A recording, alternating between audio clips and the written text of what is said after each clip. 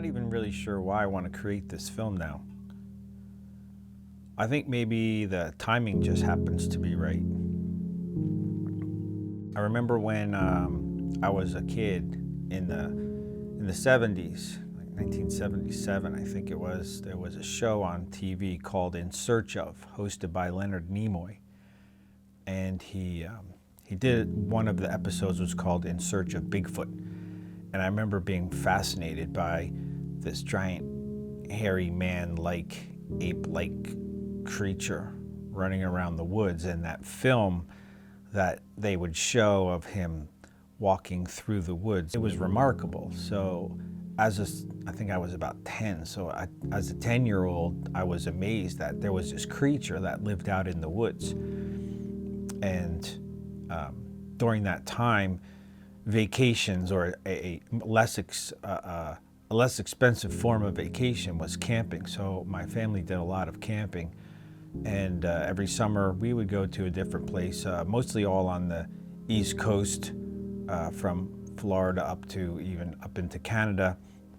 And I always expected as a child to run around the woods and encounter a Bigfoot. You know, I thought, wow, that's pretty cool. You know, there's this big creature running around in the woods. Maybe I'll meet him. And of course I never did. And you know, like my parents, oh, there's no such thing as Bigfoot, it doesn't exist, and it's a man in a costume, it's a man in a monkey costume. I remember my mom saying that. And so, you know, it's always stuck with me in the back of my mind. Could there be Sasquatch? And it's, you know, as I got older, I thought it was interesting that there were a lot of different sightings all over the world, and, you know, Bigfoot, Sasquatch, Yeti, I don't even know all the other names that it goes by, but I just always thought it was interesting.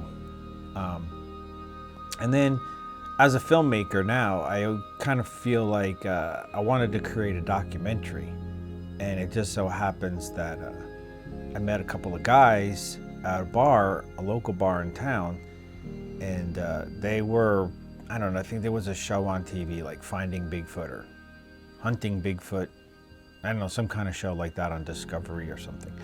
Anyway, they were talking about the show, and they were talking about Bigfoot.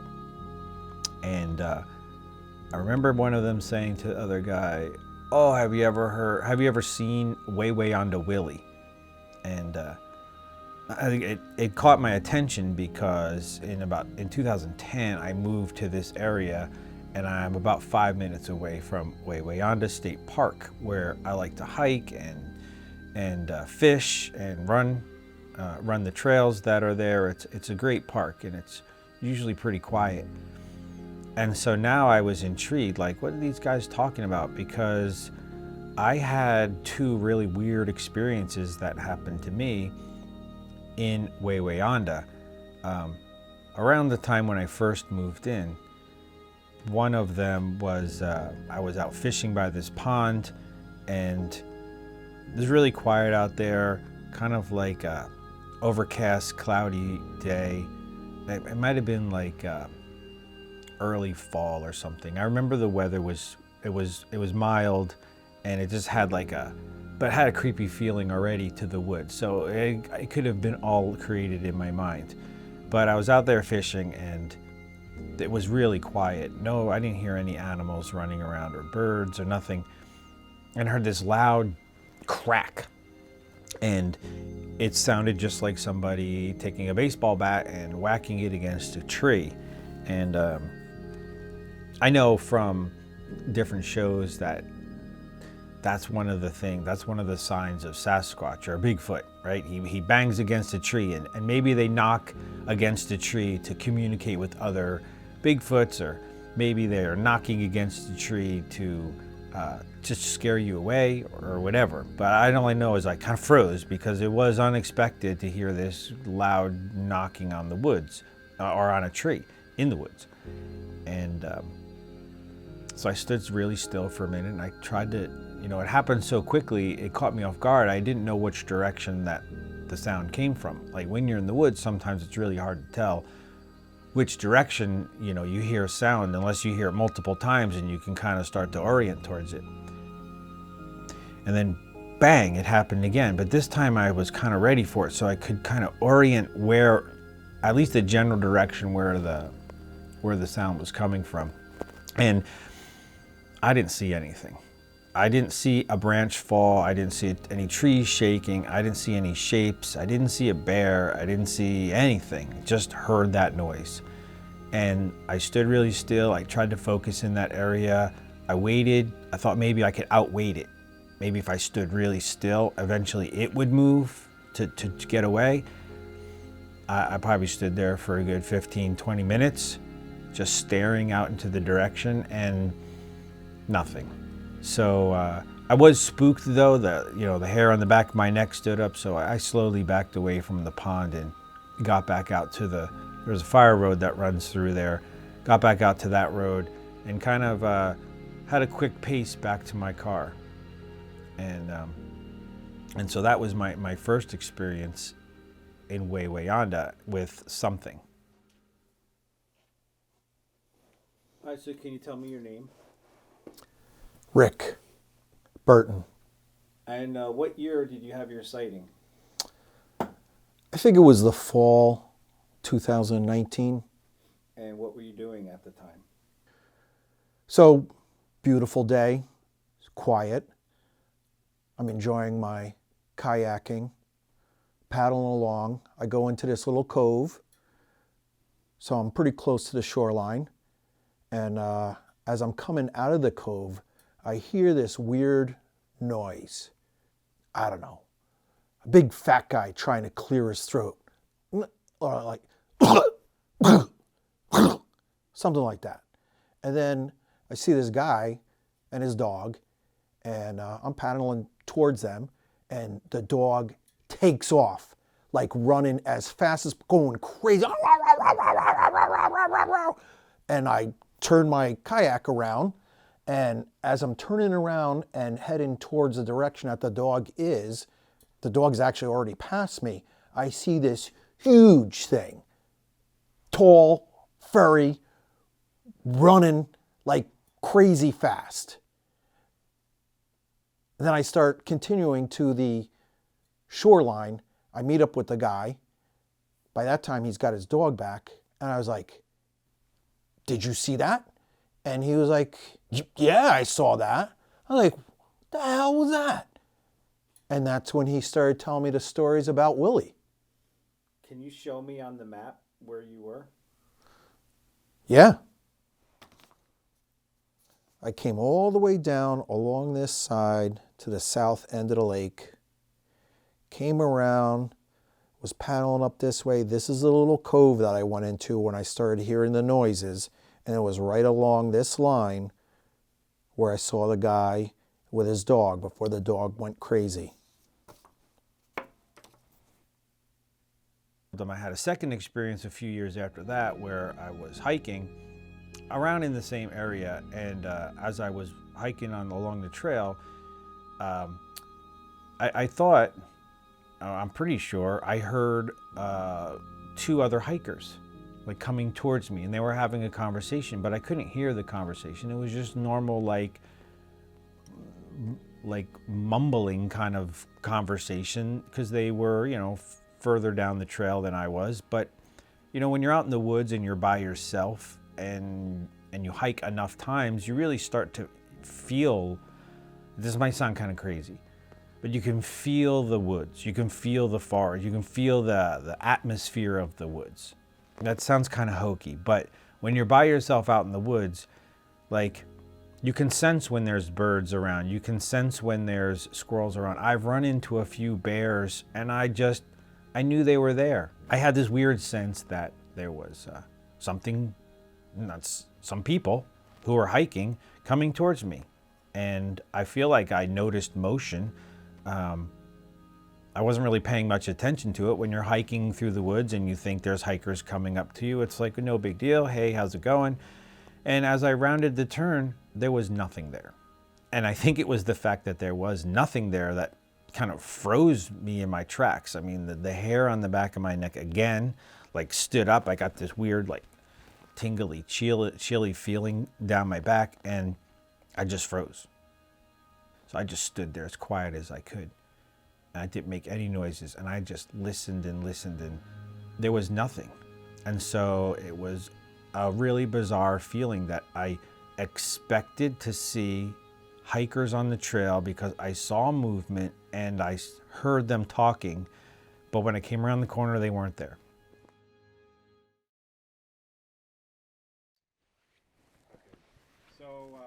So thanks for agreeing to tell me your story about Bigfoot. Can you tell me your name? My name is Anthony Cartucci, but you can call me Tony.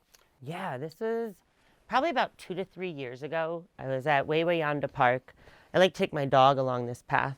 It's actually along the Appalachian Trail, but I cut off on this little path and it meanders around this pond. It's actually really beautiful in the winter time. But as I'm walking with my dog, I hear this rustling behind me. And out of nowhere, this thing, and I don't even know how I could describe it, comes up and grabs my dog and runs off. And so I start chasing after it, but not really knowing what it is. I no longer can see it or track it. And when I look down, all I find is this bloody leash of my dog's. Do you have the leash or a photo? I have a picture of it. I have so many photos. Instagram. You know, I don't really want to waste your time. Would it be all right if I sent you the photo when I find it later? Yeah, all right, that sounds great. How do you know it wasn't a bear? Bro, it came up and literally grabbed my dog off the ground and ran off with it. I don't think a bear can run on its back legs like that. Did it make any noises? It was kind of like a kind of sound. This thing was not a bear, and all that's left is this bloody leash. I brought a map with me of the area. Could we take a look at it and you could show me where about you were? Yeah, I mean, I go this trail fairly often, so I should know where it is. All right, let's go over to this table. Okay, so Anthony, tell me about where you were when you saw this Sasquatch creature. Well, if this is the Appalachian Trail, then I would say right around here. Mm-hmm.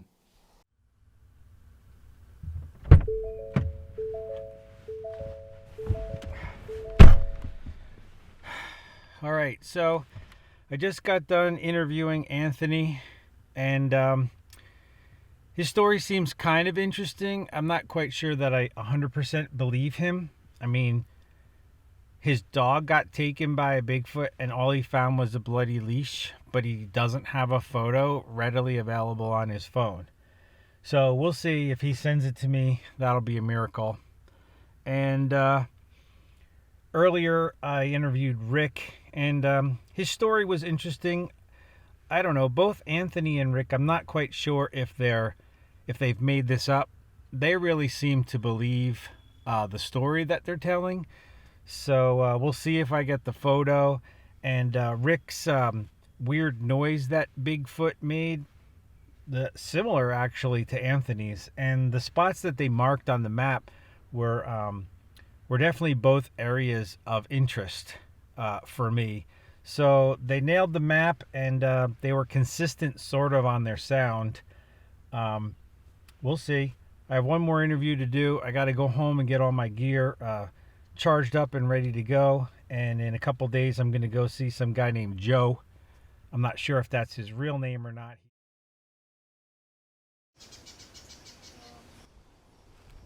All right. So thanks for agreeing to do this interview with me. Can Sure. you tell us your name? Joe. Joe. That's about it. I'm good with that.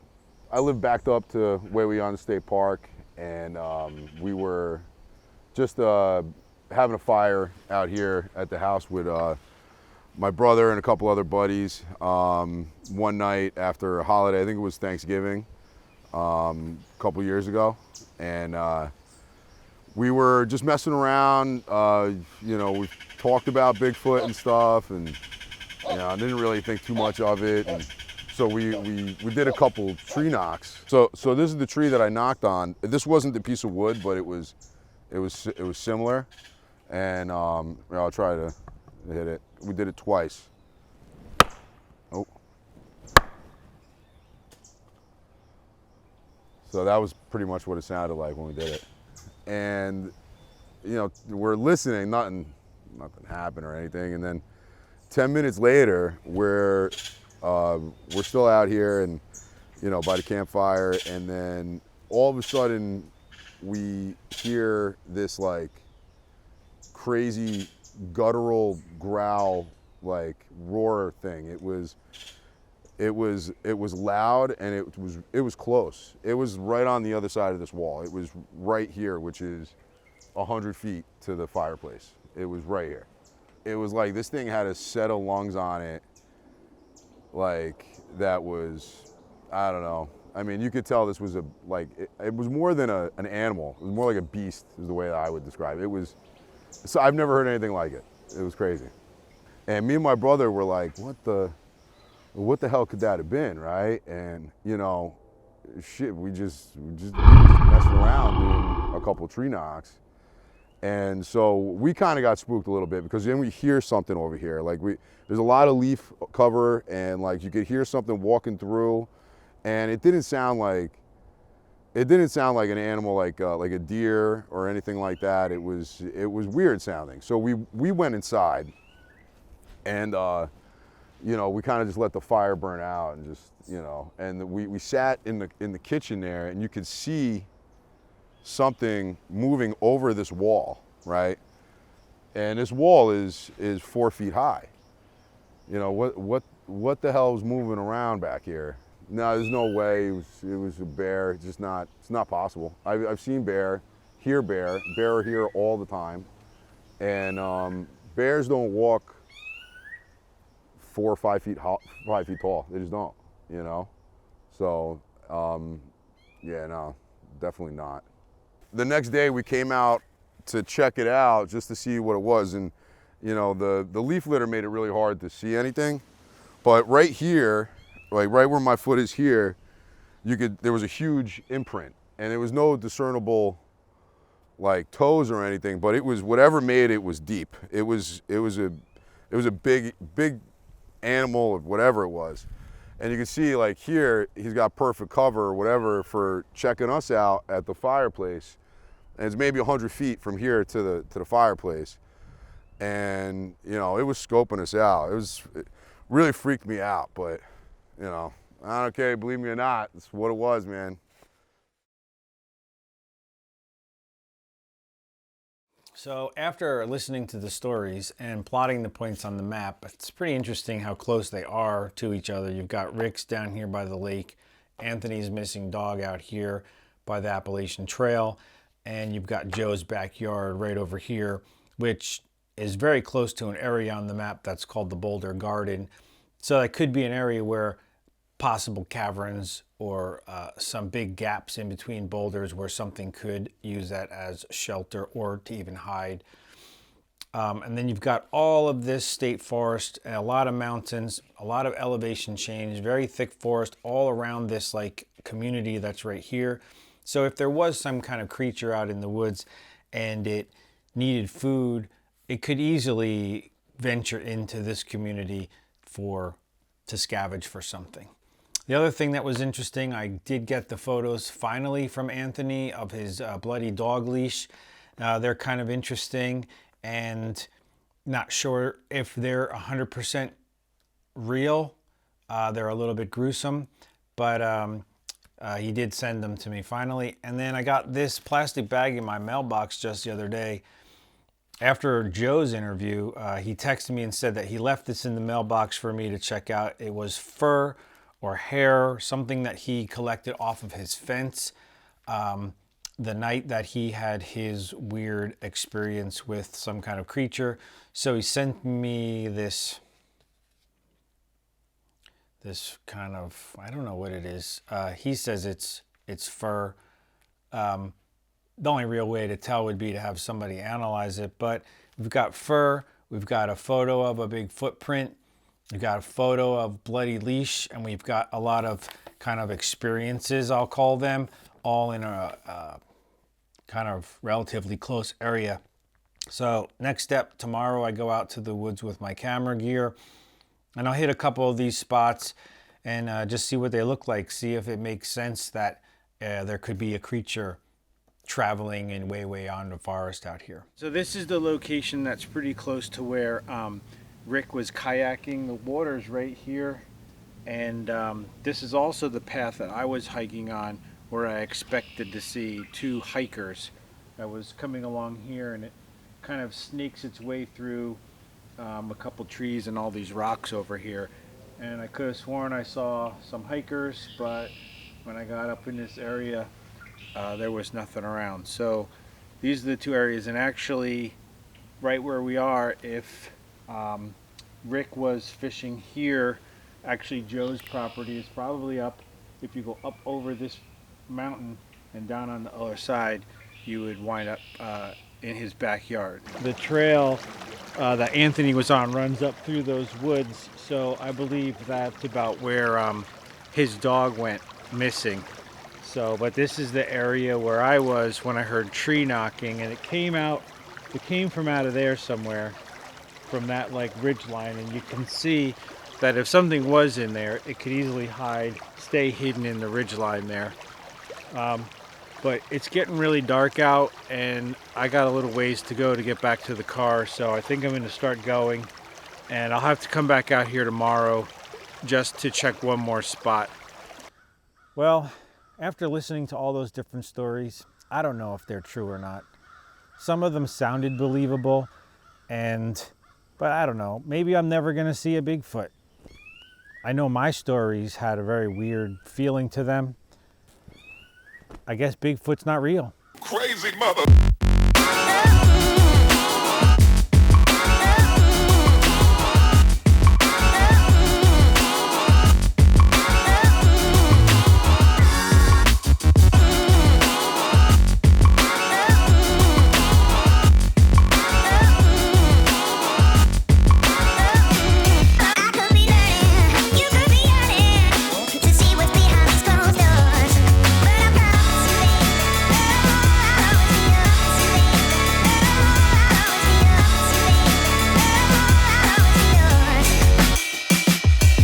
Chewbacca's brother beamed down from Kashyyyk or Dagobah, something like that.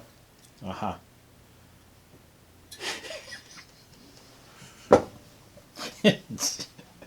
I don't know what else to ask you.